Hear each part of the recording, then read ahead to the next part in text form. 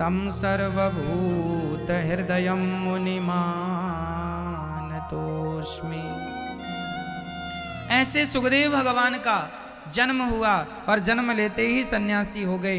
सुखदेव भगवान संसार से विरक्त संत थे, कोई चाहत नहीं, कोई कामना नहीं। ऐसे सुखदेव भगवान को प्रणाम करते हैं। आइए नैमिषारण्य चलते हैं। 88,000 संत बैठे थे। सूत जी आए। सूत जी महाराज को देखकर सभी शौनक आदि ऋषि खड़े हो गए, हाथ जोड़कर विनती की कि भक्ति ज्ञान विरागाप्तो विवेको वर्धते महान, माया मोह निरासश्च वैष्णवे क्रियते कथम। ऐसी कृपा करो हमारी भक्ति बढ़े, ज्ञान बढ़े, हमारा वैराग्य बढ़े, ऐसी कृपा, ऐसी कथा सुनाओ। सूत जी ने कहा सुनाता हूं। ये जो भागवत आप सुन रहे हैं, यह भागवत देवताओं को भी दुर्लभ है। एक बार सुखदेव जी राजा परीक्षित को भागवत सुना रहे थे, तभी स्वर्ग के राजा इंद्र आए और सुखदेव जी से कहने लगे ये कथा हमें सुना दो, बदले में स्वर्ग का अमृत राजा परीक्षित को पिला दो। तब कह दिया सुखदेव भगवान ने, आपके स्वर्ग का अमृत कांच का टुकड़ा है और हमारी भागवत मणि है, अर्थात कांच का टुकड़ा लेकर अपनी मणि कौन देगा। अर्थ यह निकला कि स्वर्ग के अमृत से भी श्रेष्ठ भागवतामृत होता है। भागवत तो स्वर्ग से भी, स्वर्ग के अमृत से भी श्रेष्ठ है।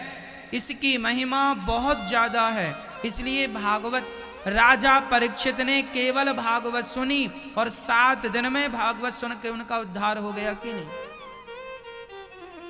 यदि हमारे पास हमारी मुक्ति का कोई साधन नहीं है, हमने यज्ञ नहीं किया, हम में ज्ञान नहीं है, हम में भक्ति नहीं, कोई आदमी कहे कि महाराज मेरे अंदर कोई भक्ति नहीं है, मैं भक्ति शून्य हूँ, मैं ज्ञान शून्य हूँ, मैं भोगी हूँ, मैं कामी हूँ, मैं क्रोधी हूँ, मैं लोभी हूँ, बताइए क्या मुझ जैसे अधम प्राणी का उद्धार होगा। तो भागवत जी कहती हैं हाँ, तुम कितने भी अधम हो पर भागवत सुन लोगे 7 दिन की तो तुम अधम से अधम हो तो भी मोक्ष के अधिकारी बन जाओगे। ये भागवत की कृपा है। भागवत मोक्ष का अधिकारी बनाती हैं। इसके गवाह 2 लोग हैं। एक तो राजा परीक्षित जो 7 दिनों में मुक्त हो गए, दूसरा धुंधकारी जो प्रेत बन गया था, लेकिन प्रेत को भी जब भागवत संकल्प से सुनाई गई तो उस प्रेत पीड़ा को भी उद्धार किया गया, उसका भी कल्याण किया गया। भागवत ने उसे सदगति दी। भागवत तो सबको सदगति देती है। इसलिए हम कहा करते हैं भागवत सुनने की आदत बनाया करो, भागवत की पोथी करवाने का अभ्यास करो, ताकि आप भी अपने नाम से भागवत जी की पोथी करा पाएं और आप भी भागवत जी से जुड़ पाएं। भागवत जी के शरण में जो आया है, भागवत जी की शरण में जो आया है, भागवत जी ने सबका मनोरथ पूरा किया है। चाहे धुंधकारी हो, चाहे इंद्र हो, चाहे हम जैसे पतित हो, भागवत जी ने सबका कल्याण किया है। और आपको मैं ये बताऊं कि आप यदि आज वृंदावन आए हैं तो बताओ आपने आने के पहले भागवत सुनी और सुनते सुनते ही तो आपके अंदर भगवान की प्रेरणा हुई, तब तो आप वृंदावन आए। मतलब वृंदावन बुलाने वाली कहीं ना कहीं भागवत है आपको। ये आप इस चीज के गवाह हैं। बताओ, सच्ची बताना, आपका मन पहले वृंदावन आने का मन पहले हुआ कि पहले भागवत सुनी आपने? भागवत सुनते गए, सुनते सुनते ही तो मन विचार हुआ कि हमें भी जाना चाहिए, हमें भी बिहारी जी का दर्शन करना चाहिए। तो जब सुनेंगे तब तो आएंगे। कहने का तात्पर्य यह हुआ कि इस भागवत ने आखिर आपको भगवान से जोड़ दिया कि नहीं। आज हमारे और आपके बीच में कौन है? हमारे और आपके बीच में कौन है? देखो, हमारे और आपके बीच में मध्यस्थता भागवत जी कर रही हैं। कौन है? हमारे और आपके जो संबंध है, उस संबंध के बीच में कौन है? हमारा और आपका जो संबंध है, वो संबंध आखिर किसके कारण है? भागवत जी के कारण है। आज आप लोग जो भगवान, कई लोग मुझे मिले, बोलते हैं मैं पहले कथा नहीं सुनती थी या नहीं सुनता था, मैं भगवान को नहीं मानती थी, नहीं मानता था, मैं भगवान पर विश्वास नहीं करती थी, नहीं करता था, पर जब से भागवत सुनना शुरू किया, जब से वाणी कानों में गई भागवत जी की, तब से मैं भगवान का प्रेमी हो गया, हो गई। ऐसे लाखों लोग भारत में हैं जो कभी नहीं सुनते थे कथा पर सुनने लगे, भगवान को नहीं मानते थे मानने लग गए। अर्थ क्या निकला कि भागवत जी ही ऐसी हैं जो हमें भगवान के करीब ले जाती हैं, पहुंचाती हैं। इसलिए भागवत जी प्राणी मात्र का कल्याण करने वाली हैं। सुखदेव भगवान ने राजा परीक्षित को भागवत सुना के कल्याण किया। एक बार यह कथा देवर्षि नारद जी ने भी सुनी। नारद जी एक बार नारद जी पृथ्वी में भ्रमण करने आए। कहाँ कहाँ गए? अहम तु पृथ्वीं यातो ज्ञात्वा सर्वोत्तमामिति पुष्करं च प्रयागं च काशीं गोदावरीं तथा। नारद जी कहाँ कहाँ गए? पुष्कर, प्रयाग, काशी, गोदावरी, हरे क्षेत्र, कुरुक्षेत्र, रंगनाथ, सारे तीर्थों में गए, पर उन्हें कहीं शांति नहीं मिली। तब नारद जी वृंदावन आए और यहां देखे। अच्छा, नारद जी गृहस्थों के घर गए शांति के लिए, पर शांति तो कहीं नहीं थी। आज शांति कहाँ है? गृहस्थों के घर में शांति है? मैया, ओ मैया, आपके घर में शांति है? भगवान करे आपके घर में खूब शांति हो, खूब आनंद हो। लेकिन आज लोगों की थोड़ी सी कमी के कारण, थोड़ी सी लापरवाही के कारण, थोड़ी सी नासमझी के कारण आज घरों में शांति नहीं है। शांति ना होने का सबसे बड़ा कारण क्या है? तरुणी प्रभुता गेहे श्याल को बुद्धिदायक। आज घर में नई नई बहुओं की चलती है। आज के लोग बड़े बुजुर्गों का सम्मान नहीं करते। आज शांति ना होने का सबसे बड़ा रीजन क्या है? कारण क्या है? आजकल का युवा, आजकल के बच्चे अपने माता पिता, बहू, अपने सास ससुर का सम्मान नहीं करते। जो करते हैं हम उन्हें प्रणाम कर रहे हैं, पर जो नहीं करते उनके बारे में हम कह रहे हैं। ऐसा नहीं है कि सब ही नहीं कर रहे हैं, बहुत लोग करते हैं, पर कुछ लोग ऐसे हैं जो नहीं करते। यदि सारे लोग अपने बुजुर्ग माता पिता, एक मैया मेरे पास आई और उस माँ की बहू भी साथ में थी, तो उन्होंने, सासू माँ ने हमसे बताया, महाराज जी मेरी बहू इतनी अच्छी है कि मेरे जीवन के 31 साल हो गए भक्तों, एक पहली सास ऐसी मिली जिसके आंसू आ गए ये कहते कहते कि महाराज जी मैं क्या बताऊं, मेरी बहू इतना ख्याल रखती है कि यदि मैंने एक गिलास पानी उठाकर पी लिया तो मेरी बहू कहती है, माँ जी क्या मेरे हाथ पांव नहीं है, आप बोल नहीं सकती, आप बोल देती तो आपको उठने की क्या जरूरत थी, मैं आपको लाकर देती। वो बहू की तारीफ करती करती सास की आंखों में आंसू आ गए। ऐसे लोग भी हैं और ऐसे लोग भी हैं कि अपनी सास को एक रोटी भी देने को बहू तैयार नहीं। जिस घर में मैया बड़ों का सम्मान होता है, जिस घर में बड़ों का आदर होता है, उस घर में लक्ष्मी का वास होता है। और कहते हैं भगवान की कृपा उन पर होती है जिन पर सास ससुर और माता पिता की कृपा होती है। यदि माँ बाप की कृपा को ना प्राप्त किया गया तो लिख के रख लेना, भगवान की कृपा को तुम प्राप्त नहीं कर पाओगे। बड़े बुजुर्गों की कृपा तब होती है जब उनकी कृपा होती है बड़े बुजुर्गों की, तब जाकर भगवान की कृपा होती है। इसलिए आपको चाहिए कि आप अपने माता पिता को प्रसन्न रखें और सास ससुर को खुश रखें। बहू को चाहिए कि वो अपनी बूढ़ी सास का सम्मान करे। परिणाम क्या होगा? यदि तुम अपनी सास को घर से निकाल दोगी, तुम अपनी सास का सम्मान नहीं करोगी, तो ये ना भूल जाना कि कल तुम भी सास बनोगी। और ईश्वर के घर हिसाब तो फिर बराबर राई राई का होता है। तुम नहीं करोगी तो तुम्हारी बहू भी तो आएगी कल, तुम्हारा कितना सम्मान होगा। तुम भी तो कभी बुढ़ी होगी ना, जवान तो रही नहीं आओगी जीवन भर। समय तो देखो सबका बदलता है, इसलिए हमें अपने बड़ों का सम्मान करना चाहिए और बड़ी श्रद्धा से सेवा करनी चाहिए। सेवा पर बच्चे बहुत लापरवाह हो गए, अपने माँ बाप को दुत्कार देते हैं।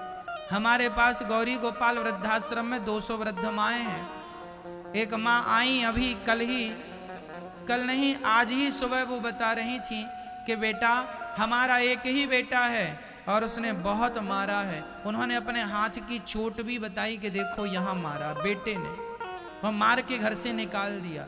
ऐसी वृद्ध माँ यहाँ गौरी गोपाल वृद्धाश्रम में रहती हैं और ये दास अनिरुद्ध सेवा करता है ना माँ की। जो बच्चे अपने माँ बाप को घर से निकाल देते, अपनी वृद्ध माँ को, उन माँओं की सेवा। यदि आप सब अपने अपनी माँ की सेवा करते तो फिर वृद्धाश्रम बनाने की जरूरत ही क्या थी।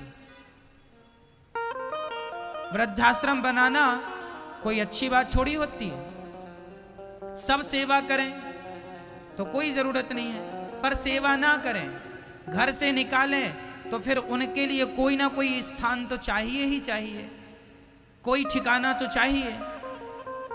यहाँ 200 माताएं रहती हैं और 200 बच्चे ऐसे हैं भक्तों जो अपनी 200 माँओं को ले जा चुके हैं। कथाओं से उनका हृदय बदल चुका। 200 माँ चली गई हैं, 200 हैं। कोई ना कोई बेटा आके अपनी माँ को ले जाता है, कहता है कि हमसे गलती हो गई, हमने कथा सुनी, हमें अच्छा लगा और हमारा हृदय बदल गया, हमने बड़ा अपराध किया अपनी माँ के साथ। और वो माँ आज बहुत सुखी हैं। अर्थ यही है कि आज वृद्धाश्रम बनाने की जरूरत इसलिए पड़ गई भक्तों, क्योंकि आज बच्चे अपने माँ बाप का सम्मान नहीं करते। आज बड़े बुजुर्गों का सम्मान कम हो गया है। आज बच्चों को ये लगता है हम ही पढ़े लिखे हैं, हम ही होशियार हैं। अरे माना कि तुम होशियार हो, माना कि तुम ही पढ़े लिखे हो, पर तुम्हारे माँ बाप है ना, उनके बदौलत तुम आज जो भी हो। यदि उन्होंने ना पढ़ाया होता, तुम्हारे लिए माँ ने कितना बलिदान दिया, कितना त्याग करती है कि स्त्री तब वो जाकर पेट फड़वाती है, तब जाकर माँ होती है, प्रसव की पीड़ा सहती है, तब जाकर माँ होती है। यूं ही माँ नहीं बन जाती स्त्री, खून बहाती है अपना, तब जाकर माँ बनती है। छाती से चिपकाती है तुम्हें, तब जाकर माँ बनती है। तुम्हारे लिए रात रात जागती है, तब माँ जाकर के वो माँ बनती है। और तुमने बड़े होकर कह दिया हम होशियार हैं, तुम क्या जानती हो माँ। वो कुछ नहीं जानती थी, लेकिन तुम्हें हलवा बना बना के खिलाती थी, तुम्हें तुम्हारी पसंद की रोटियां बना बना कर सब्जी बना के खिलाती थी। आधी रात को कह देते थे कि भूख लगी है तो रोटी बना के देती थी। वो भले अनपढ़ है, पर तुम्हारी खुशी का पूरा ख्याल रखा है उस माँ ने। लेकिन तुम पढ़े लिखे हो तो बताओ कि तुमने अपनी माँ का कितना ख्याल रखा है, उसकी खुशी का कितना ख्याल रखा है। चलो माना कि तुम्हारी माँ अनपढ़ है, पर तुम्हारी खुशी का पूरा ख्याल रखा है। तुम हिसाब दो कि तुम पढ़े लिखे हो तो तुमने उसकी खुशी का कितना ख्याल रखा है। तुमने जरा सा भी ख्याल रखा होता तो तुम्हारी माँ घर से निकलकर वृद्धाश्रम ना आती। विडंबना तो ये है कि आज की संतान अपने माँ बाप की सेवा करना ही नहीं चाहती। सेवा भाव नहीं है लोगों के अंदर। आज सगा बेटा अपनी माँ के पांव नहीं दबाता। यहाँ गौरी गोपाल वृद्धाश्रम में जब मैं माँ के पांव दबाता हूँ ना रोज, तो ये माएँ कई बार मुझसे कहती हैं बेटा मेरी इतनी उम्र हो गई, आज तक मेरे सगे बेटे ने ऐसे पांव नहीं दबाया। जब मैं माँ के पाँव की उंगलियों को चिटकाता हूँ ना, खींचता हूँ ना, तो माँ रोती हैं। कई बार माँ रो रो के कहती हैं बेटा मेरे बेटे ने जिसको जन्म दिया है उस बेटे ने कभी मेरे पाँव नहीं दबाए, उंगलियाँ नहीं चिटकाई। बच्चों को समय नहीं है, पैसा कमाने में लगे हैं, बांध के ले जाएंगे, ना जाने कितना ले जाएंगे। इसलिए कहा करता हूँ अपनी माँओं की सेवा के लिए जरा सा समय निकाला करो। पत्नी पसंद से मिल जाती है भक्तों, ये नहीं तो वो शादी के समय आदमी 10 तस्वीरें देखता है तो उनमें से एक पसंद करता है, ये नहीं ये नहीं ये नहीं ये नहीं ये। पत्नी पसंद से मिलती है पर माँ पसंद से नहीं, माँ तो भगवान की कृपा से मिलती है। इसलिए कृपा से मिली हुई माँ को पसंद की वस्तु के लिए, पसंद की चीज के लिए छोड़ा नहीं जाता। आज बच्चे पत्नी के लिए माँ को छोड़ देते हैं। हम ये नहीं कहते कि पत्नी को छोड़ दो। यहां पर एक माँ हमसे बताई, आपको भी टीवी पर उन्होंने इंटरव्यू के द्वारा बताया था कि एक बहू ने अपनी सास से कह दिया तुम्हारी शक्ल हमें पसंद नहीं है। तो बेटे ने माँ से कह दिया माँ वो कह रही है कि तुम पसंद नहीं हो, तुम एक काम करो तुम चली जाओ। बेटे ने अपनी माँ को घर से इसलिए निकाल दिया क्योंकि बहू को अपनी सास की शक्ल पसंद नहीं थी। जरा सांवली थी, जरा काली थी, वो बहू जरा गोरी थी, सुंदर थी, पढ़ी लिखी थी। हाँ, वो पढ़ी लिखी थी और माँ बिल्कुल काली। तो उसे लगा कि ये तो हमारे मैच की नहीं है। तो पति से कहा कि या हमें रखो या माँ को रखो। तो बेटा भी बोला माँ चली जाओ। अब देखो ये पढ़े लिखे लोग हैं, ये पढ़े लिखे लोगों का ये डिसीजन है। अब देखो आजकल की पढ़ाई कितनी एडवांस हो गई है कि आजकल माँ भी उसी माँ को रखा जाता है जो माँ देखने दिखाने में भी सुंदर हो। अब लो बेटे की ये भी, बहू की ये स्थितियाँ कि अच्छी होनी चाहिए सास, गोरी होनी चाहिए, सुंदर होनी चाहिए, काली सास नहीं चलेगी। अब ये नखरे बहुओं के और बेटों के, अब ये पढ़े लिखे बच्चे हैं, भगवान जाने ये क्या पढ़ के आए।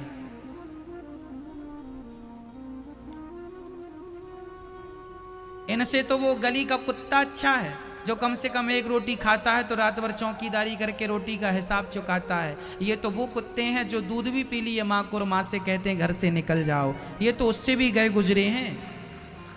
कहो जी, ये तो कुत्तों से भी गए गुजरे हो गए कि जिस माँ का दूध पी लिया, जिस माँ के पेट में रह लिया, जिस माँ के बलिदान से पढ़ लिख लिया, अब वही माँ को कह दिया कि निकल जा मेरे घर से। ऐसा व्यवहार तो कुत्ते भी नहीं करते। एक रोटी आप डालो कुत्ते को, तुम्हारे घर में रात भर खड़ा होकर चौकीदारी करता है। कुत्ते भी एक रोटी का हिसाब देते हैं, पर आजकल बेटा तो अपनी माँ की दूध का हिसाब देने को तैयार नहीं है। मैं प्रार्थना आपसे करूंगा, जमाने के बच्चे कैसे हैं मैं नहीं जानता, मैं आपसे हाथ जोड़ के कहूंगा जो कथा सुनते हैं, आपकी जिम्मेदारी है कि आप अपनी माँ की आंखों में आंसू नहीं आने देंगे। बस आप अपनी माँ की सेवा करेंगे। और मैं आप सभी बहुओं से हाथ जोड़ के कहूंगा कि आप अपनी सासू माँ की सेवा करिएगा, उनकी सेवा आप करिएगा, उनको आप खुश रखिएगा। मैं कहूंगा कि बिहारी जी आपको खुश रखेंगे। आप उनको खुश रखिए, बिहारी जी आपको खुश रखेंगे। आप उनकी सेवा करिए, बिहारी जी आपकी कहीं से कहीं तक कमी होने नहीं देंगे, ये मेरा विश्वास। माँओं का आशीर्वाद कहते हैं ना भक्तों, कहते हैं भगवान की बात कट सकती है पर माँ का आशीर्वाद भगवान भी पूरा करेंगे। माँ की दुआ कभी खाली नहीं जाती, ये बात भगवान से भी टाली नहीं जाती। बर्तन मांझ कर 4 बच्चों का पेट भर देती है माँ, पर उन 4 बच्चों से एक बूढ़ी माँ पाली नहीं जाती। ये है कलयुग। 4 बच्चों के, यहाँ गौरी गोपाल वृद्धाश्रम में ऐसी माएँ रहती हैं जिनके 4 बच्चे हैं, जिनके 5 बच्चे हैं, जिनके 6 बच्चे हैं। ऐसी भी माएँ हैं 6 बच्चों के बाद भी 2 रोटी देने को कोई तैयार नहीं है। क्या करोगे? 6 बच्चों के, और आजकल तो आप एक पैदा कर रहे हैं, 6 तो रोटी दे ना पाए, पता नहीं एक कितना देगा राम जाने। इसलिए बच्चों के भरोसे नहीं, भगवान के भरोसे रहना सीखो। भगवान ही सबके पालनहार हैं, वही सब करते हैं। इसलिए बेटा बेटी बड़ा कर दो, अपना बड़ा करके उनके काम धाम में लगा दो और मन हटा लो बेटा बेटी से, मन भगवान में लगाओ। वही संगी साथी है। ये बेटा बेटी स्वार्थी हैं, इन्हें पैसा देते रहो तो सेवा करते हैं, माँ बाप के पैसा नहीं होता ना तो देखते भी नहीं है। जमाना स्वार्थी है, स्वार्थ लाग करें सब प्रीति, सुर नर मुनि जन की यह रीति। आजकल का तो बेटा भी स्वार्थी हो गया है, उसी माँ की सेवा करता है जिसके पास माँ के पास कुछ होता है, उसी बाप की सेवा करता है जिसके पास कुछ नहीं होए तो जाओ चूल्हे में। फिर इसलिए भगवान से नाता जोड़ लो, वही तुम्हारे संगी साथी हैं। मैं बार बार आपको समझा रहा हूं, फिर भी ना समझो तो फिर दोष ना देना। कहीं शांति नहीं मिली नारद जी को। तब नारद जी वृंदावन आए और वृंदावन आकर देखा एक स्त्री उदास थी, एक बुढ़ा इस तरफ, एक बुढ़ा इस तरफ। कौन हो देवी? उन्होंने परिचय दिया, अहम भक्ति रीति ख्याता एमऊ में तनयऊ मतऊ ज्ञान वैराग्य नामानऊ काल योगे नजर जरऊ। महाराज मेरा नाम भक्ति है, ये मेरा बेटा ज्ञान, ये मेरा बेटा वैराग्य, ज्ञान वैराग्य है। जब से कलयुग आया है कोई पूछता नहीं ज्ञान वैराग्य को, बुढ़े हो गए हैं। नारद जी ने गीता सुनाई, वेद वेदांत सुनाया, सब सुनाया, पर ज्ञान वैराग्य की मूर्छा नहीं दूर हुई। तब कहीं जाकर के सत्कर्म करने की आज्ञा भगवान ने दी। नारद जी सत्कर्म की खोज में निकले। सनकादियों ने बताया कि भागवत श्रवण कर लेना ही इस धरती का सबसे बड़ा सत्कर्म है, इसलिए भागवत सुन लो। आप लोग अच्छे हैं कि कम से कम समय निकाल के भागवत जी में बैठते हैं। आप अच्छे हैं कि घर में रहकर भी टीवी के माध्यम से भागवत से जुड़े रहते हैं। आप अच्छे हैं कि मोबाइल में आप यूट्यूब पर कथा ही सुनते हैं। तो आप अपने मोबाइल पर यूट्यूब पर अनिरुद्धाचार्य जी डालिए और अपने मोबाइल पर भी ये कथा आप सुन सकते हैं। अनिरुद्धाचार्य जी डालेंगे तो यूट्यूब पर ऐसे चैनल खुल के आएगा, आप सब्सक्राइब कर लीजिए और शेयर कीजिएगा। तो प्रिय भक्तों, टीवी पर, मोबाइल पर और प्रत्यक्ष से आप कथा से जुड़े हैं, ये बड़ी कृपा है। आज सच्ची बताएं भक्तों, आज भगवान से वही जुड़ा है जिन पर भगवान की विशेष कृपा है। आप भगवान से जुड़े हैं मतलब ईश्वर की कृपा है, और नहीं जुड़े मतलब ईश्वर की कृपा आप पर नहीं है। भगवान उन्हीं को कहते हैं, बिहारी जी की महफिल को बिहारी जी सजाते हैं और कथा सुनने वही आते हैं जिन्हें बिहारी जी बुलाते हैं। जो बुलावा आएगा उनका तो हम और आप आएंगे, नहीं तो ना। 4 आसन लगाई भागवत जी की महिमा। सदा सेव्या सदा सेव्या श्रीमद् भागवती कथा यस्याः श्रवण मात्रेण हरिश्चित्तम समाश्रये। अच्छा मैया बताओ, भागवत कितनी बार सुननी चाहिए जीवन में? मैया बताओ कितनी बार?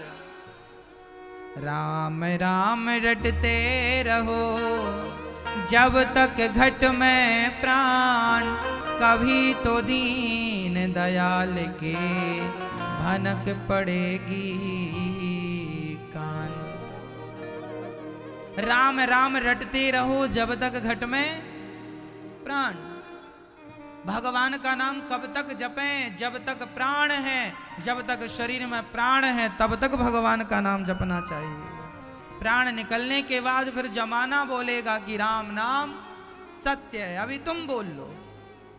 तुम्हारा मुंह बंद होगा, जमानों का खुलेगा। उनका खुले, जब खुले तुम्हारा तो खुले। सीताराम सीताराम, राधे श्याम राधे श्याम, श्रीमन नारायण श्रीमन नारायण। श्रीमन नारायण का जाप किया करो, खूब आनंद से जपो। प्रिय भक्तों, भक्ति महारानी चाचा छैया करके प्रकट हो गई और झूम झूम के नाच नाच के कहने लगी, महाराज मेरा सारा दुख कथा से दूर हो गया, अब मुझे रहने की जगह बताओ।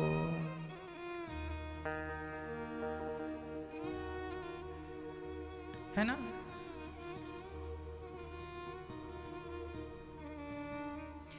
आते जाते मुझे कोई स्थान दे दो। संतों ने कहा जाओ भक्ति हृदय में जाकर बैठ जाओ और सबका कल्याण करो। देखो भगवान सबके भीतर में भक्ति के रूप में समाये हुए हैं। भक्ति महारानी नाचने लगी, चाचा छैया महाराज भागवत से मेरा दुख दूर हो गया। अच्छा हम आपसे यही कहेंगे कि आप ना भगवान के पास रहा करो। घर ऐसी जगह हो जहां भगवान का मंदिर हो। चलो मंदिर नहीं है तो अपने घर पे ही ऐसी जगह ठाकुर जी को बिठाओ कि आते जाते भगवान का बार बार। कितना भी बड़ा पापी क्यों ना हो भागवत से तर जाता कोई तरह। धुंधकारी नाम का एक पापी व्यक्ति, एक धुंधकारी नाम का एक व्यक्ति था। मैया धुंधकारी को जानती हो? मैया, ओ मैया, मैया, मैया को जरा याद दिलाना कि कथा में बैठी है मैया। हाँ मैया, राम राम। धुंधकारी को जानती है मैया आप लोग? क्यों, आपके पड़ोस में रहता है क्या? नहीं, आप ऐसे सिर हिला रहे हैं जैसे उनको बगल में ही रहता हो। अभी मिलके ही आ रहे हैं उससे। एक धुंधकारी नाम का व्यक्ति था। पिता का नाम था आत्मदेव। उत्तमपुर में ही रहते थे। अच्छा, ये धुंधकारी जब पैदा नहीं हुआ ना तो इसके पिता बहुत दुखी रहते थे कि बेटा नहीं हुआ, बेटा नहीं हुआ। बहुत मन्नतें मांगी। एक संत जी की कृपा से बेटा तो हुआ, पर धुंधली का स्वयं का बेटा नहीं था। उसने बहन का बेटा पैसों से खरीद लिया और संत जी ने जो फल दिया था वो गाय को खिलाया तो गाय को बच्चा हुआ। गाय के बच्चे का नाम रखा गौकर्ण और धुंधली ने बहन का बेटा खरीदा, नाम रखा धुंधकारी। दोनों बड़े हुए, पर दोनों जब बड़े हुए तो दोनों का स्वभाव व्यवहार अलग अलग था। गौकर्ण जी बड़े साधु आदमी थे और धुंधकारी एक नंबर का फ्रॉड दुष्ट आदमी था।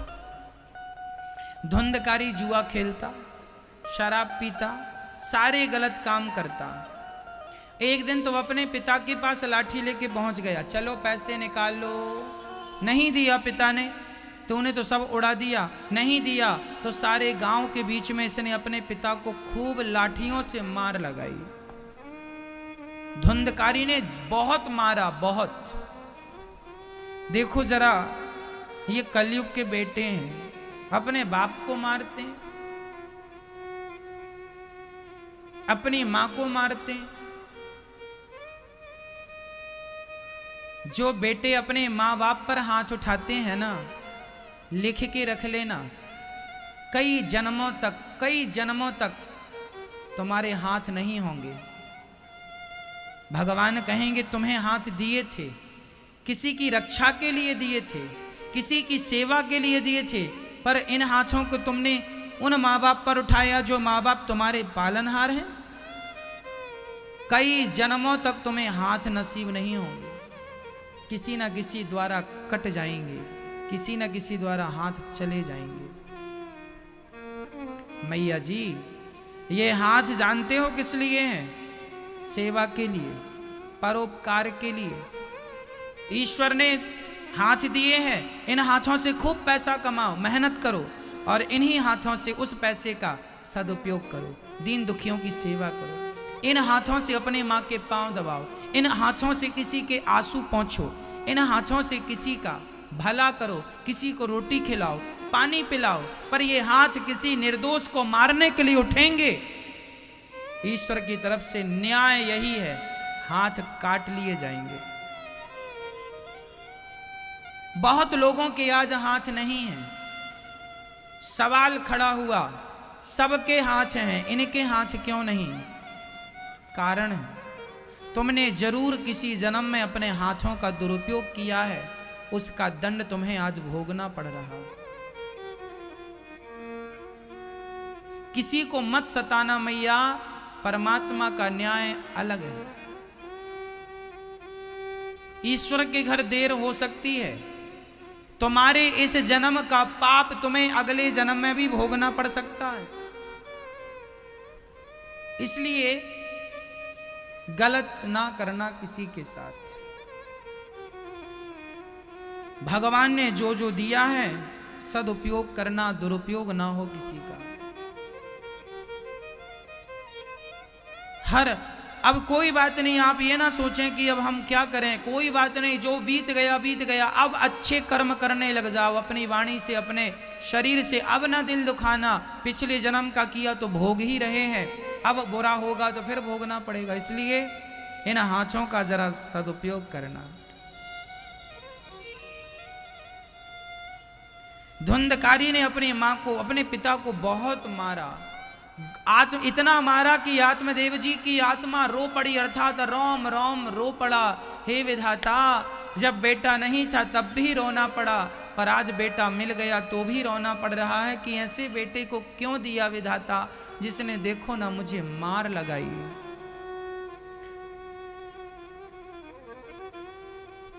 धुंधकारी मार कर चला गया। पिता तड़पते रहे, रोते रहे, जमाना तमाशा देखकर चला गया। तब वहां गौकर्ण जी आए और गौकर्ण जी ने अपने पिता को गोद में उठाया, पानी पिलाया और बिठाया। और गौकर्ण जी ने अपने पिता, ये गाय का बच्चा गौकर्ण, ये गौकर्ण जी ने अपने पिताजी से कहा, पिताजी ये बताओ कि आप क्यों रो रहे हैं? बेटा तुझे नहीं पता, धुंधकारी ने बहुत मार लगाई है, बेटे ने मारा। गौकर्ण जी ने कहा, पिताजी कौन किसका बेटा है, ये मान लेने की बातें हैं। मान लिया कि ये मेरा है, तो क्या मान लेने से तुम्हारा हो गया?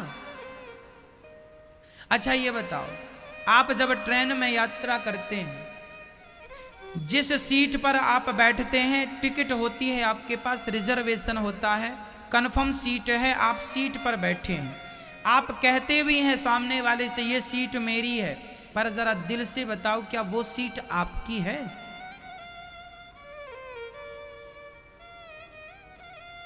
बैठे हो आप सीट पर, कहते हो कि ये मेरी है, पर भीतर से जरा हाथ रख के बता दो कि तुम्हारी है।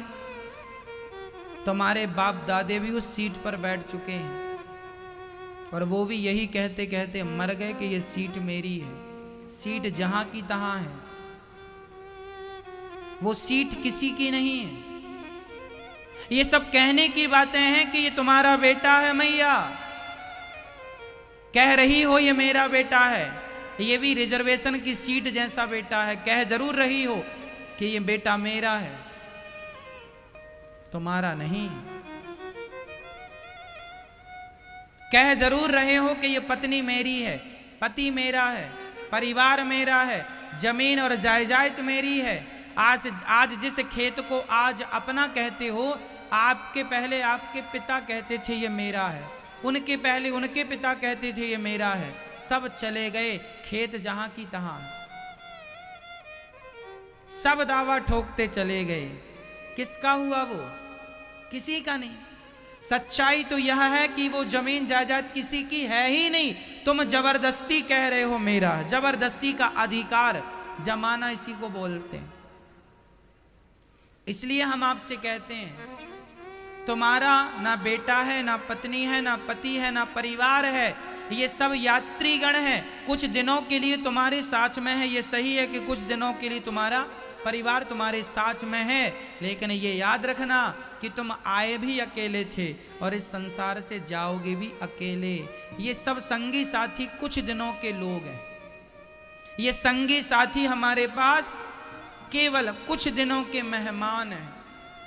आया है सो जाएगा, राजा रंक फकीर, एक सिंहासन चढ़ चला, एक बंधा जंजीर। कोई जंजीरों से बंद कर जाएगा, कोई सिंहासन पर चढ़ कर जाएगा। जाएंगे सब, कोई कैसे, जाने का ढंग अलग अलग हो सकता है, जाना सबको है, ये सत्य है। अब बताओ कौन किसका? गौकर्ण जी ने कहा, पिताजी आप कहते हो ये पत्नी मेरी, पुत्र मेरा, परिवार मेरा, कोई किसी का नहीं है। अरे पत्नी पुत्र परिवार की छोड़ दो। अच्छा मैं आपसे पूछता हूं, क्या आपका शरीर आपका है? मैया जब आप जाओगी तो अपने शरीर को ले जाओगी, जिस शरीर को क्रीम पाउडर से संभाल संभाल के रखा था, ये शरीर तुम्हारा है नहीं। जब जाओगी ना मैया, तो ये शरीर को लोग ले जाकर चिता पे रख के जला देंगे। शरीर भी तुम्हारा नहीं है, तो फिर संसार तुम्हारा हो सकता है? आप गलत फहमी पाले बैठे हैं, हम क्या करें? आप गलत फहमी में जी रहे हैं, हम क्या करें? आप इतना ज्ञान सुनने पर भी मोबाइल चला रहे हैं, हम क्या करें?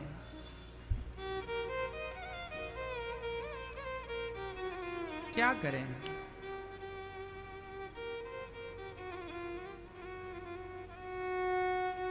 ऐसा लगता है कि आप लोग जब जाओगे तो कुछ ले जाओ ना ले जाओ, पर मोबाइल जरूर ले जाओगे।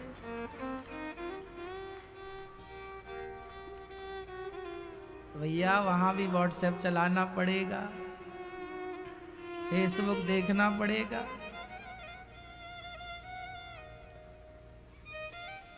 सच्चाई यही है कि इस धरती पर मैं व्यवहार पूरा करूं, मैं पैसे कमाऊं, मैं सेवा करूं, मैं खूब आनंद से हंसूं, मुस्कुराऊं, रहूं, परिवार में पति बनकर कर्तव्य को पालन करूं, मैं पत्नी बनकर कर्तव्य को पूरा करूं, मैं पिता बनकर कर्तव्य को, जो मुझे ईश्वर ने कर्तव्य दिए हैं मैं उन्हें निभाऊं। मैं ये नहीं कहता कि तुम पति का कर्तव्य ना निभाओ, मैं ये नहीं कहता कि तुम पत्नी का कर्तव्य ना निभाओ, मैं ये नहीं कहता कि तुम पिता का कर्तव्य ना निभाओ, मैं ये नहीं कहता कि तुम पैसे ना कमाओ, खूब पैसे कमाओ और खूब अपने कर्तव्य का पालन करो। लेकिन ये याद रखो कि ना तुम सत्य हो, ना ये संसार सत्य है, ये शरीर भी अपना नहीं है। जब यही अपना नहीं है तो संसार की वस्तु भला मेरी कैसे हो सकती है? ये जो गलत फहमी है वो निकाल कर कमाओ, जियो, खूब आनंद से रहो, पर अंदर से ये ज्ञान बना रहे कि ये संसार मेरा नहीं है। अरे शरीर ही मेरा नहीं है, संसार का कैसे दावा करेंगे आपकी ये मेरा? ये संसार किसका हुआ? बताओ, आपके बाप दादाओं का हो सका ये संसार? फिर दिल्ली का लाल किला, जिस किले के लिए बड़े बड़े राजा महाराजा आपस में झगड़ा करते थे, एक दूसरे का लहू बहाते थे, आज जरा पूछो न राजा महाराजाओं से कौन बचा है उनके वंश में? वो लाल किला ज्यों की त्यों उसकी दीवारें खड़ी हैं, लेकिन उसकी दीवारों के लिए झगड़ा करने वाले एक ना बचे। एक बचा हो तो नाम बता दो, कहो जी, एक बचा हो तो नाम बताओ। इस लाल किला के लिए झगड़ा करने वाले, उस सिंहासन को अपना मानने वाले, उस सिंहासन के लिए लड़ने वाले, आज चारों तरफ वो दीवारें खड़ी हैं, पर वो लोग नजर नहीं आ रहे हैं जो कल तक दावा ठोकते थे कि ये मेरा है। जब तुम्हारे पूर्वज कुछ ना ले जा सके, तुम ले जाओगे। इसलिए जीवन है, आनंद से जियो, खूब अपने व्यवहार को करो, पत्नी बनकर पति बनकर परिवार में रहो, परिवार का पालन करो, पैसे खूब कमाओ, बिजनेस करो, सब कुछ करते हुए ये याद रखो कि हम यहाँ कुछ दिनों के मेहमान हैं, हम तो यात्रीगण हैं। एक दिन हमारी यात्रा पूरी होगी और भगवान के घर से आए हैं, भगवान के घर चले जाएंगे। यही सत्य है जीवन का।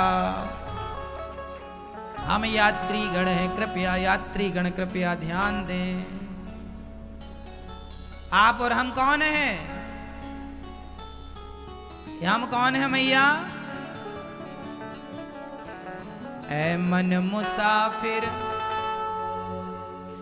निकलना पड़ेगा, काया कुटी घर खाली करना पड़ेगा। भाड़े के क्वार्टर को क्या तू संभाले? ये शरीर हमारा भाड़े का है, अर्थात किराए का। और झोपड़ी किराए की खाली करा ली जाएगी। बताओ आपका शरीर एक दिन खाली कराया जाएगा कि नहीं? भाड़े के क्वार्टर को क्या तू संभाले, क्यों फंसाए बैठा है अपनी जान मुश्किल में, दम का क्या भरोसा है जाने कब निकल जाए। भरोसा कुछ भी नहीं है, फिर भी आदमी झगड़ा ऐसे कर रहा जैसे कभी मरेगा ही नहीं।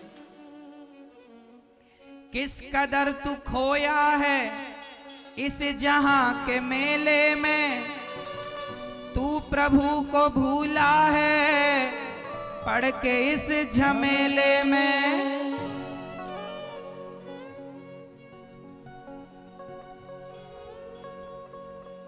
धन जमी मतलब जमीन, धन जमी जर जेवर कुछ न साथ जाएगा, खाली हाथ आया है खाली हाथ जाएगा।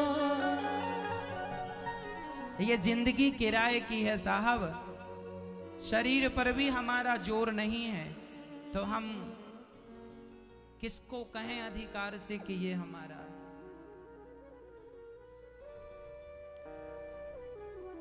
कोई हमारा है नहीं, पर चूंकि हमें ज्ञान ना होने के कारण हम अपना मान लेते हैं।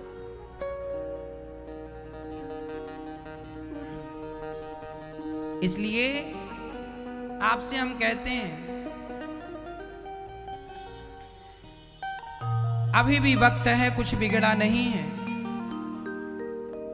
कुछ ऐसा कर लीजिए कि जो आपका हो सके। एक आदमी बहुत पैसे वाला था, उसने अपने गुरुजी से कहा, गुरुजी मैं एक भी रुपया छोड़कर जाना नहीं चाहता, ऐसी व्यवस्था कराओ कि मैं मरूं तो सारी दौलत मेरे साथ जाए। अब गुरुजी बोले ये कैसे संभव है? ना ना, मुझे तो ऐसा उपाय बताओ कि मैं सब लेकर जाऊं। बड़ी मेहनत से जोड़ा है, कुछ छोड़कर नहीं जाना चाहता। बड़े बड़े ज्ञानी विज्ञानियों को बुलाया गया, पर ऐसा कोई उपाय ना हो सका जिससे वो लेकर जाए। एक संत जी मिल गए। संत जी ने कहा मैं तुझे ऐसा उपाय बताऊंगा जिससे तू सारी दौलत अपने संग लेकर जाएगा। अच्छा बताइए उपाय क्या है? उन्होंने कहा ये बता कि अमेरिका कभी गया है? हाँ जी गया हूं। तो क्या भारत का रुपया अमेरिका में चलता है? ना जी, वहां डॉलर चलता है, बैंक में जमा करो वहां का पैसा मिल जाता है। हमने कहा, उन्होंने संत जी ने कहा कि अमेरिका में भारत का रुपया नहीं चलता, तो फिर भगवान के यहाँ ये भारत का रुपया कैसे चलेगा? वो तो अलग देश हो गया। तो फिर कैसे चलता है? बोले अमेरिका में डॉलर चलता है और भगवान के यहाँ पुण्य का धन चलता है। जितना पुण्य कर लोगे वो तुम्हारा धन होगा। इसलिए अपने सारे धन से पुण्य कर लो, जरूरतमंदों की सेवा कर लो, भूखे को भोजन, प्यासे को पानी, निर्वस्त्र को वस्त्र दे दो, जिसके सिर पर छाया नहीं छाया दे दो। आप देना सीख लो, सारा दे दो जो भी आपके पास है। जो आप यहाँ देंगे ज्यों का त्यों परमात्मा ब्याज सहित आपको भी तो तब बदलेगा ना जब वो सुनेंगे कथा सुनेंगे तो हृदय भी बदलेगा, सत्संग करेंगे तो हृदय भी बदलेगा। आजकल के बच्चे तो अपने आप को इतना होशियार मानते हैं, उनको लगता है कथा भागवत क्या सुनना, उनको लगता है हम बहुत होशियार हैं, हम अपनी मां को मार रहे हैं, मतलब ये होशियार समझ रहे हैं अपने आप को। अब बदला तो जाए जमाने को, पर क्या बताएं मैया, जो अपने आप को बदलना चाहता है वही बदल सकता है। रावण को सबने समझाया था, पर रावण ने अपने आप को कहां बदला? बदला क्या रावण ने अपने आप को? बस ऐसे ही समाज में लोग हैं, क्या इन्हें पता नहीं है कि मां भगवान होती है? याद रखना भक्तों, भगवान और मां ये दो पर्यायवाची नाम है। एक ही व्यक्ति का नाम भगवान है, उसी का नाम मां। चाहे मां कहो चाहे भगवान, एक ही बात है। भगवान कभी तुम्हें मिलेंगे तो भगवान की शकल भी मां की शकल जैसी होती है। ईश्वर और मां में अंतर नहीं है। ये माँ नहीं है, ये माँ नहीं रो रही है, ये भगवान रो रहे हैं। लेकिन अब कौन आंसू देखे माँ के, कौन पुकार सुने माँ की? बच्चों को तो समय नहीं है। इतने दिन से माँ यहाँ आई, आपके पास कोई फोन आया मैया बच्चे का?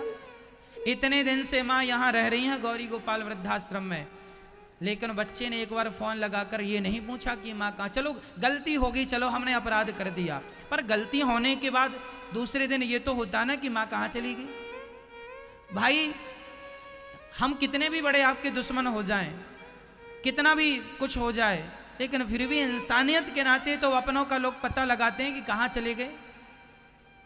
फिर भी तो बेटे को माँ का पता लगाना चाहिए ना, पर बेटे को तो अच्छा हुआ कि घर से निकल गई।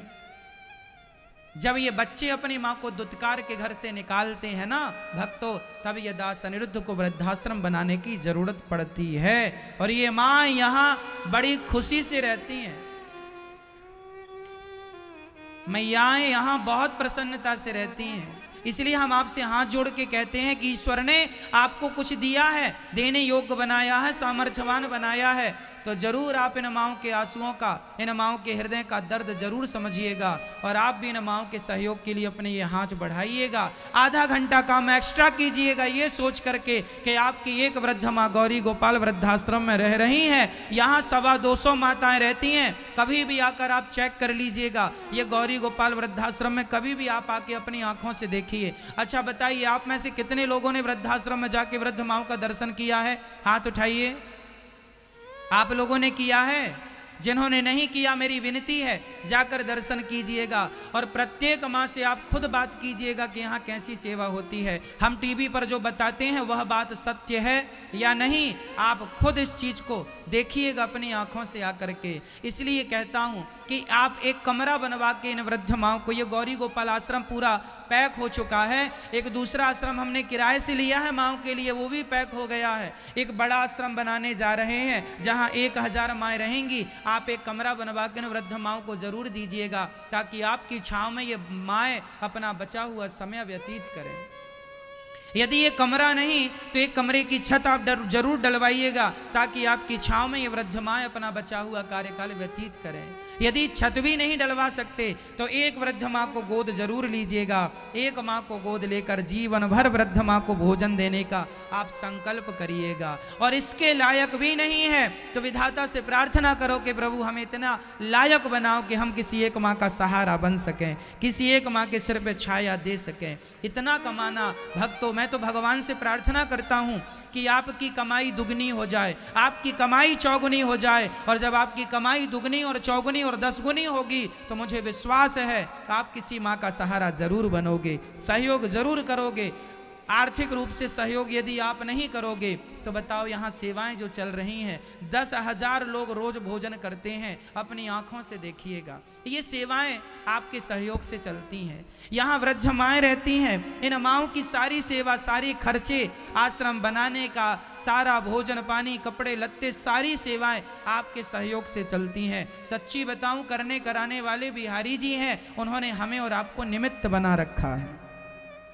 इसलिए यदि ईश्वर ने आपको 1 रुपए देने के लायक भी बनाया है तो जरूर अपनी क्षमता के अनुसार दीजिएगा। जब राम सेतु का निर्माण हो रहा था तब गिलहरी ने भी अपनी क्षमता के अनुसार उस सेतु में अपना योगदान दिया था। एक बालू का कण ही डाला था गिलहरी ने उस राम सेतु में, लेकिन कम से कम अपना योगदान तो दिया था। एक वृद्ध माँ मेरे पास आई और उन्होंने मुझे 10 रुपए दिए और 10 रुपए देकर कहा, बेटा 10 रुपए मेरे पास हैं और मुझे गौरी गोपाल अन्न क्षेत्र बंटवाना है, भोजन बंटवाना है संतों को, 10 रुपए मेरे पास हैं। मैंने कहा, माँ ये 10 रुपए बहुत हैं, लाओ। मैंने माँ के आंखों के सामने 10 रुपए का नमक खरीद करके और दाल में नमक डाल दिया। माँ, सभी संतों तक आपका सहयोग पहुंच गया। यदि आप 10 रुपए देने के लायक हैं तो दीजिएगा, उस 10 रुपए से नमक आएगा और नमक आपकी तरफ से डलेगा दाल में, सब्जी में, जो कि संत खाएंगे और जरूरतमंद खाएंगे, भक्त खाएंगे। हम नहीं कहते कि तुम लाखों का दान करो। 1 रुपए देने लायक हो ना तो 1 रुपए देना, 1000 देने लायक हो 1000 देना, 1 लाख देने लायक हो, वो तो विधाता ने नवाजा है, तुम्हें लखपति बनाया है। जिस प्रकार से परमात्मा ने दिया है उस प्रकार से तुम देना। ईश्वर ने जैसे तुम्हें दिया है वैसे तुम। ईश्वर, मैं ये मानता हूं कि दान करने वाला कभी दुखी नहीं होता। भक्तों, इन माओं के जब आप आंसू पहुंचते हैं ना, तो मुझे विश्वास होता है कि बिहारी जी उन दानियों की आंखों में कभी आंसू आने ही नहीं देंगे, जो इन माओं का दर्द समझेंगे, जो इन माओं की पीड़ा। यहाँ गौरी गोपाल चिकित्सालय भी चलती है, सबको निःशुल्क इलाज मिलता है, कोई भी आवे सबको इलाज मिलता है। यहाँ गौशाला है, गौ माता की सेवा भी है, गौ माताओं को रोज यहाँ आप एक रोटी भिजवा सकते हैं, गौदान कर सकते हैं। यहाँ बंदरों की सेवा भी होती है, बंदर भी यहाँ भूखे नहीं